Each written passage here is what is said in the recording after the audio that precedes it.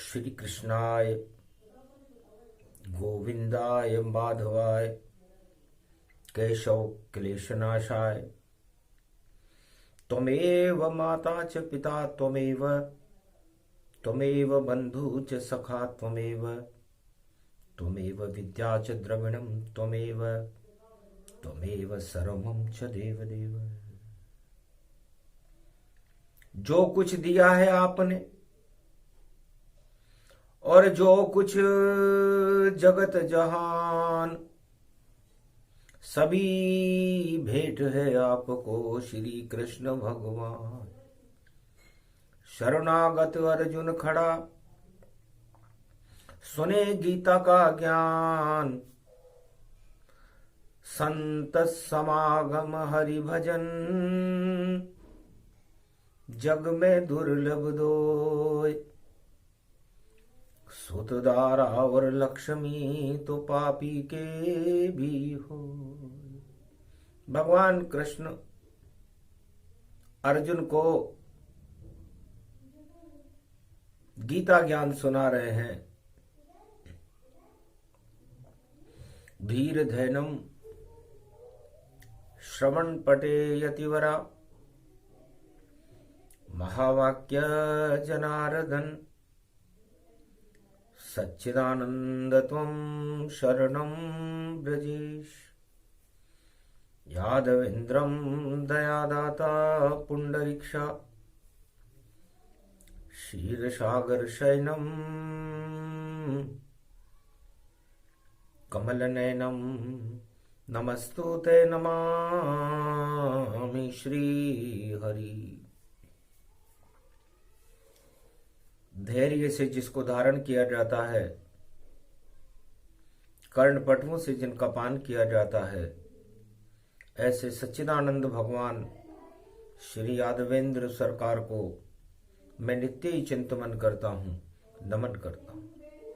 जिनको नमन करने से मंगल आदि मंगल तो हो ही जाते हैं, साथ ही में बहुत बड़ा बल मिलता है मनुष्य को। श्री यादवेंद्र हैं कौशलेंद्र ब्रजधाम बना, सुंदर पावन जहां जन्म जेल में श्री कृष्ण, गोकुल में घूम रहे मनु भावन।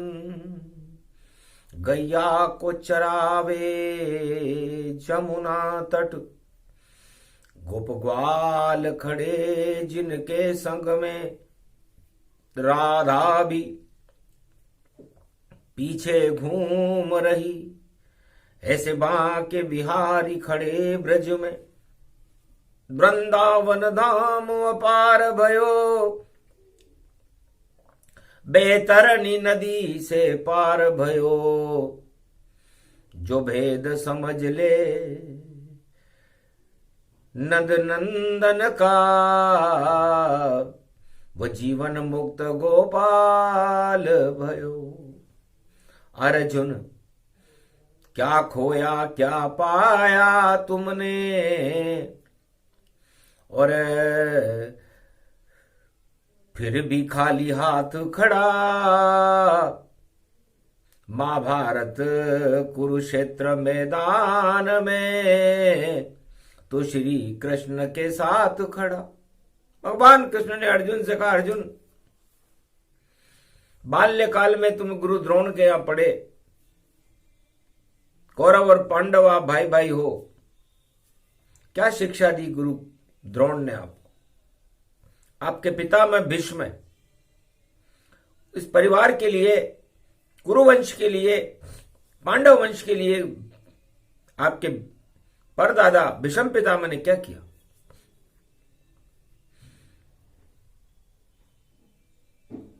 महाराज लक्ष्य पाया नहीं, भूल गया सब ज्ञान, अब तक खाली हाथ हूं और शरण कृष्ण भगवान। अभी तक मैं खाली हाथ हूं। चिड़िया की आंख गुरु द्रोण ने मुझसे, और देखो लक्ष्य करवाई थी, फिर भी हार गया अर्जुन, ऐसी धनुर्विद्या सिखलाई थी। ऐसी धनुर्विद्या मैंने सीखी, लक्ष्य को प्राप्त किया, भीष्म पितामह की गौरवशाली परंपराओं को हमने निभाया, लेकिन फिर भी खींच गया चीर द्रौपदी, इज्जत लुट गई पांडव कुल की। कोई गुरु आया नहीं, और देखो हमारे काम, भीष्म भी चुप ही रहे वहां, पांडव हुए बदनाम। केवल गिरवर गिरधारी ने लाज द्रौपदी बचवाई, और चीर बढ़ा दिया द्रौपदी का, और अज्ञातवास वन में जाई। 12 वर्ष अज्ञातवास में, और भक्ति करी अपार, भूख प्यास सहते सहते, और जीवन हुआ बेकार। आज भी हम गुरुकुल से और युवा अवस्था में जहां थे वहीं खड़े, पहले भी खाली हाथ थे, आज भी खाली हाथ हैं, अनाथ हैं। तो जो भी बने अनाथ, उसके साथ श्रीनाथ, और कृष्ण कृपा का उन पर अर्जुन होता हाथ। अर्जुन, वास्तव में तुमने ज्ञान प्राप्त कर लिया, न तुमने 4 वेद पढ़े, न 6 शास्त्र पढ़े, न 18 पुराण पढ़े, फिर भी अनुभव तो जीवन का हो गया कि इस जीवन में हम खाली हाथ आए हैं और खाली हाथ जाएंगे। यही गीता का ज्ञान है, और यही मैं तुझे सिखाने के लिए इस कुरुक्षेत्र मैदान में खड़ा हूं। अगहन का महीना भारी है, महाभारत की तैयारी है, और शनि की छाया पड़ी हुई, और एकादशी प्यारी है। श्री कृष्ण स्वामी एकादशी सुना रहे हैं ज्ञान, सुन ले अर्जुन ध्यान से, और धैर्य धीर्य भगवान। अपनी सारी शक्ति भगवान कृष्ण के वचनामृत सुनने में लगा दो, क्योंकि जब कुछ काल की न सतसंगा, जब जब बहे धर्म की गंगा। अब हम इस कुरुक्षेत्र मैदान में खून की नदियां नहीं, धर्म की गंगा बहाएंगे,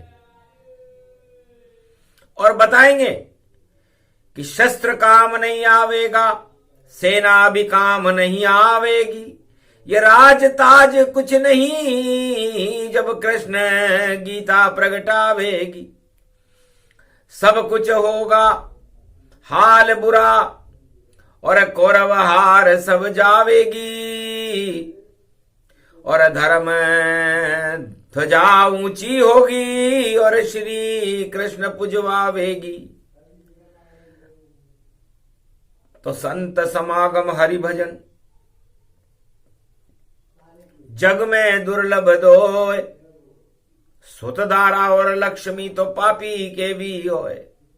अर्जुन, 2 वस्तुएं बड़ी महत्वपूर्ण है जिसे गीता कहते हैं। गीता कोई किताब नहीं, गीता कोई वचनामृत नहीं, गीता कोई भगवान नहीं, अनुभव है श्री कृष्ण का। संत समागम जान, हरि भजन करते रहो तो हो जावे कल्याण। इसलिए महाभारत की तरफ मत देखो अर्जुन, श्री कृष्ण भगवान की तरफ देखो, इनकी छवि को देखो, इनके रूप को देखो, इनके विचारों को देखो, इनके जीवन को देखो, इनके अनुभव को देखो, इनकी चाल को देखो। तो संत सत्य का अंत होने नहीं देते, वो संत हैं। और उस सत्य के मार्ग पर चलना गीता है, और उस ज्ञान को प्रकट करने वाला भगवान श्री कृष्ण है। तो संतों का समागम हो और हरि का भजन हो, इसे गीता कहते हैं। जो प्राप्त करे इन शक्ति को वह जीवन मुक्त हो जाता है, और जो इन दोनों से दूर रहे योनि 84 लाख फंस जाता है।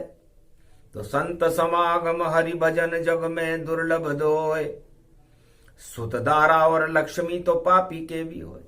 सुत पुत्र को कहते हैं अर्जुन, और धृतराष्ट्र के 100 पुत्र हैं। कितना घमंड धृतराष्ट्र को, चक्रवर्ती सम्राट हस्तिनापुर का राजा है, उड़ते उसके ठाठ। अपने आप को बड़ा सौभाग्यशाली मान रहा है। सुत 100 पुत्र हैं, 100 के 100 ही विनाशकारी हैं। विष की बेल ये सुत सब जानो, और कुपुत्र धृतराष्ट्र ही मानो। धृतराष्ट्र के कुपुत्र हैं, इन पर इसका घमंड। दारा स्त्री, गांधारी इसकी स्त्री है। आंखों पे पट्टी बांध रखी और पुत्र मोह में फंसी हुई, और राजा रानी पुत्र मोह में और हस्तिनापुर में सजी हुई। सुंदर स्त्री है गांधारी, धृतराष्ट्र की पत्नी, अर्धांगिनी, महारानी है।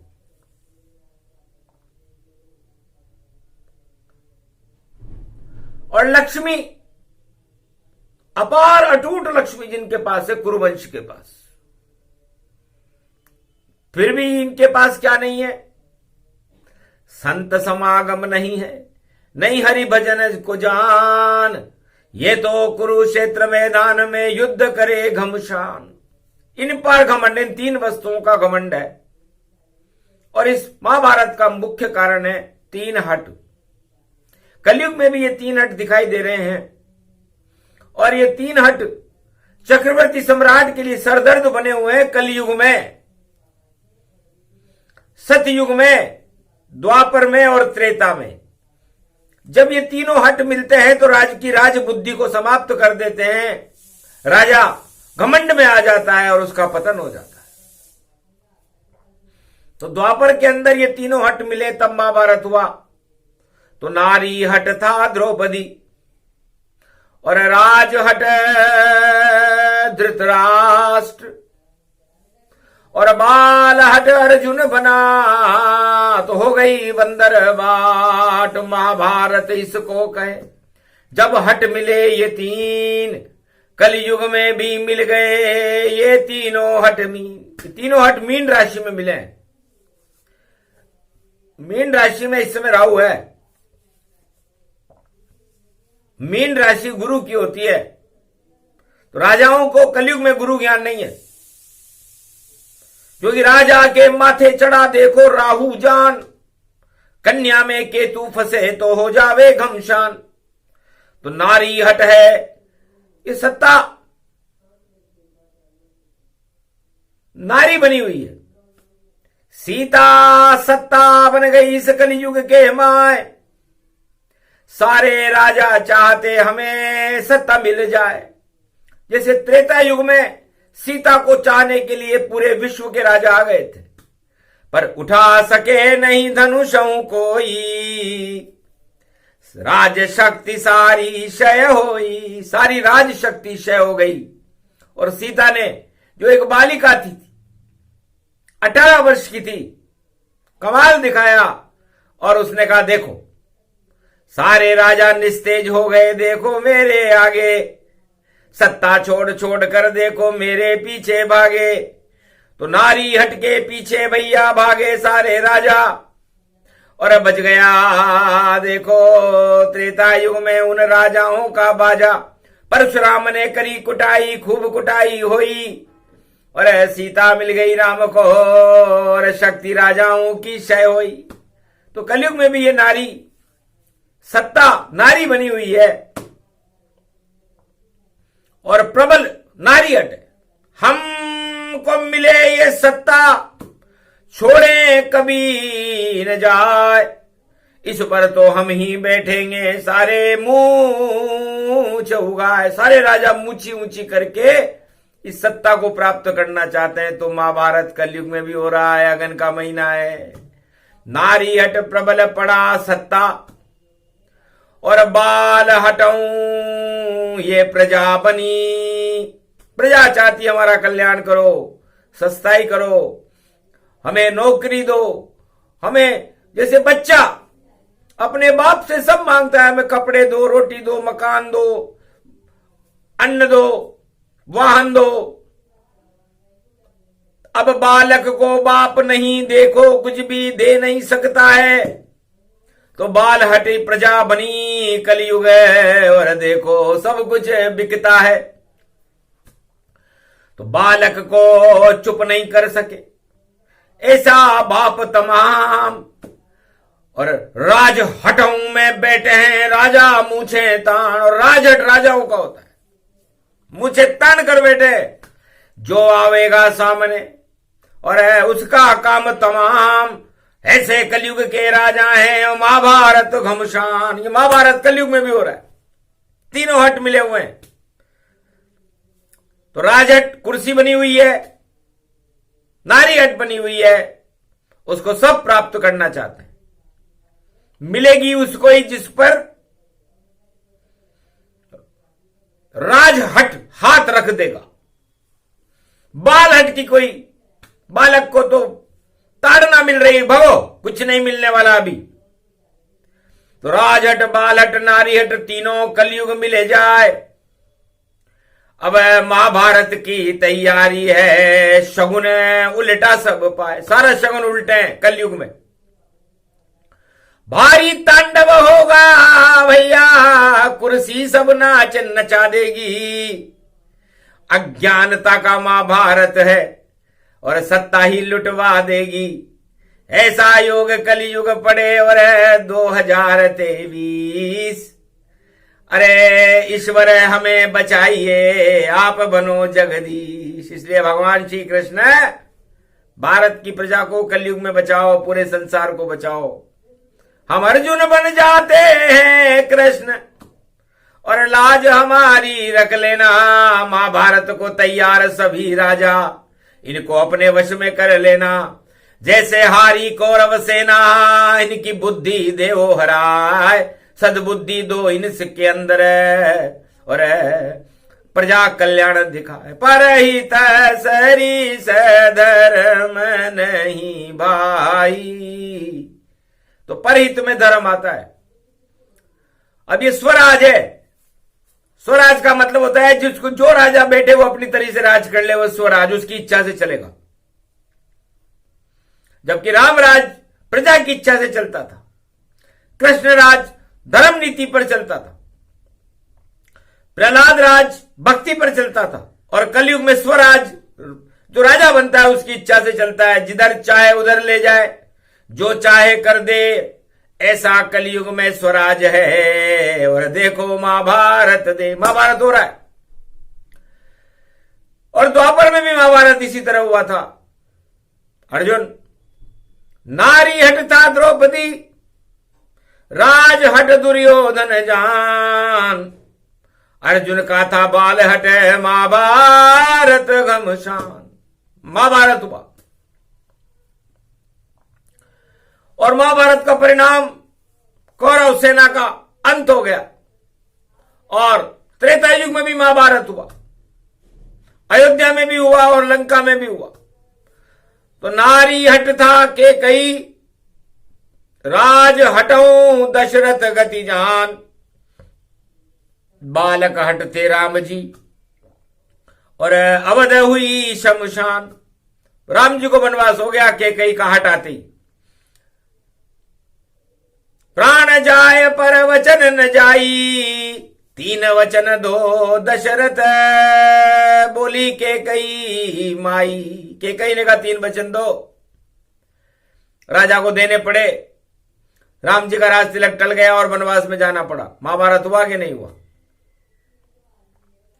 फिर लंका में भी महाभारत, और देखो होता है भारी, और बाल हटे था विभीषण का, और नारी हट मंदोदरी प्यारी, और राज हट था रावण का। तीनों लंक मिल जाए मारी लात विभीषण जब ही, आयुहीन भये सब तब ही। पूरी लंका आयुहीन हो गई जब राजमद चढ़ा रावण के और लंका में लात मारी विभीषण के भाई के, और नारी के मना करने के बाद भी मारी, तो पूरा पतन लंका सरकार का हो गया। और उधर सतयुग चल पावे, नारी हट है कयाधु, बाल हट प्रहलाद, और राज हट था हिरणा कश्यप, गिरा राज और ताज। वहां भी महाभारत प्रबल। और ये गीता का ज्ञान चारों युग में महाभारत है, बोले कृष्ण भगवान। अर्जुन अब अनुभव तेरा, और सुन ले गीता ज्ञान, श्री कृष्ण बतला रहे। और देखो कल युग, ये कलयुग आ गया। अर्जुन चुप रहा। महाराज शक्ति मुझ में प्रबल, और गांडीव लेऊं उठाए, पर क्या मिलेगा महाभारत के बाद मुझे, यही समझ नहीं आए। मेरे भाई मर जाएंगे, सारी कौरव सेना मर जाएगी, तो हम अपना राज चलाएंगे किनके ऊपर? ऐसा राज बेकार है जिसमें आपस में हो युद्ध, भाई भाई लड़ जाएंगे। यही भारत की कमजोरी, भारत में यही कमजोरी है। भगवान कृष्ण कहते हैं गीता में, जब भाई और भाई आपस में लड़ने लग जाएं तो समझ लो महाभारत होगा। चाहे वो कलयुग हो, चाहे वो त्रेता हो, चाहे वो सतयुग हो या द्वापर हो। इसलिए आंतरिक रूप से भारत को मजबूत रहना चाहिए। यह कृष्ण ज्ञान की श्रृंखला कलयुग रहे सुनाए, और अगर एकता अखंड रहे तो भारत रहा पुजाए। घर खंडित हो एकता और आपस में लड़ जाए तो फिर विजेता कोई नहीं, बंदर बाट हो ही जाए। यदि भाई भाई आपस में लड़े, किसी भी युग में लड़े और कोई राजा लड़ावे, तो समझ लो महाभारत का समय है। और उस महाभारत से वो राजा बच नहीं सकता। कोई सा भी राजा हो, कितना भी चक्रवर्ती सम्राट हो, कितना भी बुद्धिमान हो, कितनी भी सेना उसके पास हो, कितना भी धन हो, कितनी भी फौज हो, लेकिन बोझ बन जाता राजा जो महाभारत करवाता है। और धृतराष्ट्र जैसी हालत होती और सत्ता छोड़ कर जाता है। और घन घमंड कर चढ़ जावे तो रावण सा पिट जाता है। 1.25 लाख मर गए लंका में, हाथ नहीं कचुआता है। हिरणा कश्यप मर गया, मार दिया एक शेर। नरसिंह बनकर आए थे, कर गए हिरणा कश्यप ढेर। सतयुग में हिरणा कश्यप को ढेर भगवान नारायण ने कर दिया। त्रेता में राम जी ने रावण को ढेर कर दिया। द्वापर में कृष्ण ने कौरवों को ढेर कर दिया। और कलयुग में भी राजाओं की ढेर होने की तैयारी है, क्योंकि 3 तिगाड़ और काम बिगाड़ और बिगड़ गया रे सब काम। 4 धाम भी बचा न पावे ऐसे भगवान की तरफ जावे नहीं। चाले चले अपार, होने वाला है भैया धृतराष्ट्र का बंटाढ़ार। धृतराष्ट्र का बंटाढ़ार होगा, क्योंकि एकादशी के स्वामी भगवान कृष्ण है और धृतराष्ट्र अज्ञानता उत्पन्न कर रहा है। उत्पन्न एकादशी है और भगवान कृष्ण कहते हैं हम ज्ञान उत्पन्न कर रहे हैं, क्योंकि ज्ञान से सभी तृष्णाओं का, मोह का, 8 तरह के प्रबल राजमदों का अंत किया जा सकता है। इसलिए गुरु वह है अर्जुन जो अपने शिष्य को ज्ञान दे। अब तुम मेरे शिष्य भी नहीं हो, तुम तो मेरे रिश्तेदार हो। इसलिए बस श्रोता बन जाओ अर्जुन, मैं गीता तुम्हें सुनाता हूं और ज्ञान शक्ति भरपूर भरूं और धर्मराज प्रगटाता हूं। तो कुरुक्षेत्रे धर्म क्षेत्रे अखंड भारत रक्षते, भक्षते कौरव सेना रक्षते कृष्ण रक्षते। भगवान कृष्ण भारत की रक्षा करेंगे। इसलिए ये गीता संतों का समागम और हरि का भजन है। ये भगवान कृष्ण की चरित्रावली नहीं है, उनका गुणगान नहीं है। ये तो वो शब्दावली है जो निराकार की ज्योति का प्रकाश है। सगुण उपासना नहीं है इसमें आत्मा ज्ञान और आत्मा से कुछ भी नहीं उठता। ये संसार शमशान। आत्मा इतनी हल्की होती है कि बैकुंठ से भी, परमात्मा के यहां से भी खाली आती है, और जब जाती है आत्मा तो खाली जाती है, वो कुछ भी लेकर के नहीं जाती। तो जब हम खाली हैं और खाली आए हैं और खाली जाएंगे, तो इस खालीपन में क्या भर लें? इस खालीपन में हमें ज्ञान भरना चाहिए। इसलिए अज्ञानता तो ये भोग सभी, सत्ता सारी बेकार यहां, और इसके पीछे पड़ गए सभी, और इसमें ही है शान यहां।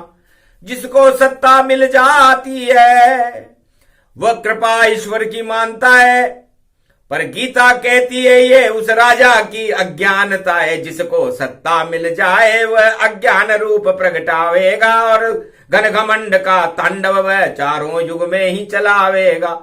और अपने को ही राजा माने, अपने को भगवान, और अपने घमंड में फूल फूल करे और तांडव करे घमशान। महाभारत उसको कहे।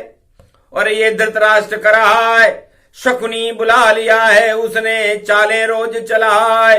उसके 100 पुत्र है, दुर्योधन गति जान, 18 अक्षोणी सेना, कुरुक्षेत्र घमशान। तो इस कुरुक्षेत्र को जो मैं गीता सुनाऊंगा वो धर्म क्षेत्र बना देगी, कौरवों का पतन होगा। तो संत समागम हरि भजन जग में दुर्लभ दो है। इसलिए अर्जुन, शांति से और धैर्य से तुम मेरी शरणागत होकर के इस राजताज का मोह त्याग दो, घमंड को समाप्त करो, भगवान कृष्ण की वचनामृतलावली को सुनो, मेरे विराट रूप को देखो, मेरे रथ में पीछे बैठो, और फिर गांडीव को उठा करके और इस दानवता का संहार कर दो। यही गीता है। ये तुम भगवान कृष्ण की आज्ञा है। आज्ञा का पालन करो, और जो भी कह दे कृष्ण, तीर चलाते रहना अर्जुन, कर दो कौरव भस्म। कौरव सेना को भस्म कर दो, बस यही तुम्हारा काम है। तुम यहां राज करने नहीं आए हो, यहां ताज लेने नहीं आए हो, यहां महाभारत करने नहीं अर्जुन, तुम द्वापर में आए हो। ये तो अराजकता क्षेत्र बन गया और फैल गया घमशान। इसको शांति क्षेत्र बनाने आए कृष्ण भगवान। धर्म क्षत्रे धर्म विजयते, धर्म शक्ति जानिए, और धर्म के रक्षक श्री कृष्ण उनको मानिए। जो आतंक फैलावे यहाँ घमशान, महाभारत करे, उन राजाओं के ताज को श्री कृष्ण ही हटाएंगे। अर्जुन तुम्हें हम धर्मराजों युधिष्ठिर को बनाएंगे, और कुरुक्षेत्र हट जाएगा, धर्म को फैलाएंगे। भाई न भाई कोई होगा, 5 भाई तुम रहो। ये विद्या गीता ज्ञान से इस हतनापुर को सिखाएंगे। तो एकता अखंडता सूत्र हमारा, और हटे यहाँ अज्ञान, और सारे भारत वाले एकता सूत्र में रहें, ये गीता का ज्ञान। तब जाकर आता है ईश्वर, करता है कल्याण। महाभारत में तो भैया भारत हो शमशान। तो सारे राजा इस भारत को महाभारत बनाते, कोई सा भी युग हो। सत्ता मिलते ही उनके घमंड चढ़ता है, जैसे सब कुछ वही हो, फूल के गुब्बारा हो जाते, और अपने आप को ईश्वर बताते। और ऐसे शब्द सुनाते जैसे रावण सुनाए, अरे खोखली उनकी बातें हैं और समय पाए हट जाए, समय पाके नष्ट हो जाते हैं, वो गुब्बारे बुलबुले। और हम धर्म की बात करते हैं जो स्थिर रहती है, चारों युग में प्रमाणित होती है और मोक्षदायिनी गीता है। 15 दिन बाद मोक्षदा एकादशी आ जाएगी, उस दिन गीता जयंती होगी और गीता ही सारे संसार का चारों युगों में कल्याण करती है। सुंदरकांड भी गीता ही है। जामवंत के वचन सुहाए। अर्जुन कि जामवंत के वचन क्या है? जामवंत कौन है? कहीं रीछ पति सुन हनुमान, एक रीछ है, मतलब इतना अनुभव है उनमें और सलाह सत्संग की देते हैं। और एक बानर को भी आसमान में 7 समंदर कुदाते हैं। ऐसी शिक्षा दी उन्होंने हनुमान जी को कि मनोविज्ञान के बल पर हनुमान जी वो बानर 7 समंदर कूद गया और राम मुद्रिका का प्रकाश और अब फैला लंका में जाए, सारी अज्ञानता हट गई और रावण राज हट जाए। ये राम मुद्रिका गीता थी। जिस तरह द्वापर में मैंने तुझे गीता सुनाई, हनुमान जी उस राम के प्रकाश को लेकर के उस मायावी लंका में गए और पूरी माया हटा दी। तो माया को हटाने का काम सुंदर कांड करता है और माया को हटाने का काम गीता करती है। तो रामायण में गीता जानो, सुंदर कांड का ज्ञान, मन जीव और आत्मा मिले, सीता और हनुमान और विभीषण मिल गया, तीनों भक्त हसीन। यही सुंदर कांड है, यही गीता है नवीन। तो गीता और सुंदरकांड में कोई फर्क नहीं है। सुंदरकांड में हनुमान जी ने राम प्रकाश उस मायावी लंका में फैला दिया और द्वापर में भगवान कृष्ण ने ज्ञान का प्रकाश कुरुक्षेत्र में फैला दिया, जिसे गीता कहते हैं। तो गीता राम मुद्रा, राम की मुद्रा भी गीता है और श्याम की मुद्रा भी गीता है। तो गीता और सुंदरकांड दोनों एक ही रूप और बाकी तो लंका कांड है। और देखो नष्ट स्वरूप, लंका कांड तो नष्ट होता है तो सारे राजा लंका कांड करते हैं। किसी भी युग का राजा हो, कोई भी हो, कितना भी धर्मात्मा हो, करेगा वो लंका कांड। लंका का उल्टा काल होता है और काल आते ही उसकी सत्ता हटती है। तो ये 3 हट कलयुग में भी फंसे हुए हैं और इस हट का परिणाम अच्छा नहीं होने वाला। इसलिए अर्जुन एक मूल बात याद रखो कि संत समागम हरि भजन जग में दुर्लभ दोए। संतों का समागम हो और हरि का भजन हो, ये मोक्षदायिनी गीता है बस। तो जब भी जीवन मिले हर मनुष्य को, हर आत्मा को संतों का समागम करना चाहिए और हरि का भजन करना चाहिए। जीवन मुक्त हो जाएगा वो आत्मा, चाहे वो पापी हो, चाहे वो कितना भी अधर्मी हो, कुकर्मी हो, लेकिन यदि 2 बातें मान ले तो अर्जुन तुम्हारी तरह बन जाएगा और धर्म क्षेत्र बना करके भारत में उसका नाम प्रकाशमान हो जाएगा, जैसे तुम्हारा होने वाला है। और यदि उसने 8 प्रबल राजमत भर लिए, सत्ता भर ली और भोग भर लिए, सुत दारा और स्त्री तो पापी के भी, तो पापियों के भी होते हैं। वो कितना भी धर्मात्मा अपने आप को माने राजा, पापी है, पापी है, पापी है। तो इसलिए पाप हमेशा पाताल में ले जाता है आत्मा को, 84 लाख योनियों में भटका देता है। और सत्य हमेशा प्रकाश में होकर के परमात्मा से मिला देता है, उसे गीता कहते हैं।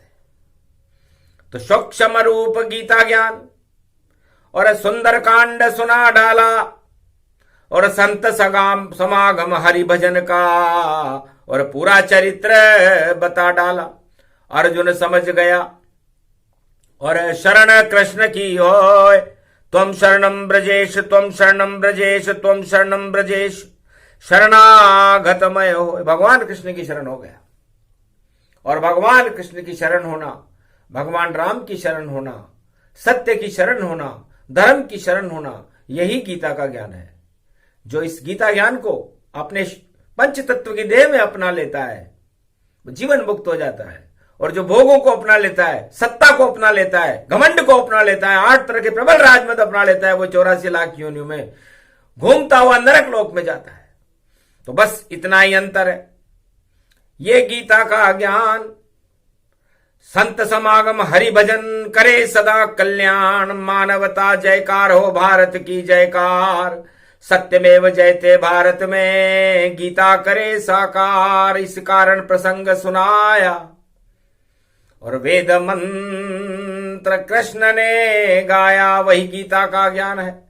त्वं शरणं ब्रजेशः यादवेन्द्रं दुःखभञ्जनं मङ्गलामुखारविन्दं, गोपातीतं केशव क्लेशनाशाय सर्वविघ्न विनाशा, नतमस्तके नमो भगवते वासुदेवाय। श्रीहरि श्रीकृष्णाः दामोदर मधुसूदना वासुदेव त्वं शरणं ब्रजेश। और भगवान कृष्ण ने वाणी को विराम किया।